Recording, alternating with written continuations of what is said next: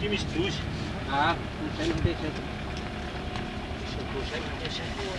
Ty dozy dia ty disy.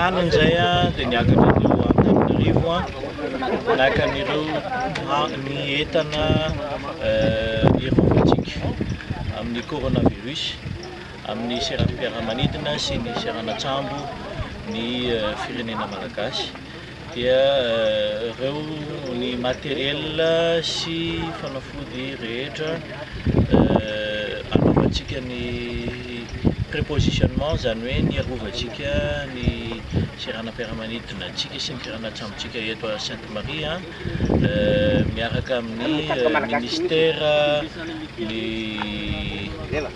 santé sy ny mpiara-mombona antoka isan-karazany toy ny OMS sy ny maro isan-karazany tsy voatanisa eto miaraka amin'ny fanampiany tafika malagasy sy ny gouvernemental ny mba tsy idiran'ny coronavirus eto amin'ny nositsika. Fandraisana ivelany dia nahazo fanomanana fitaovana entina hiomana amin'ny ity aretina coronavirus ity ka dia ny komity moa zany zao dia vonona hiatrika izay zavatra zay. Eto koa moa zany ny médecin inspecteur eto Sainte-Marie zany sy ny sotenany OMS dia samby eto daholo ny tafika zany ka dia vonona zany hiatrika izay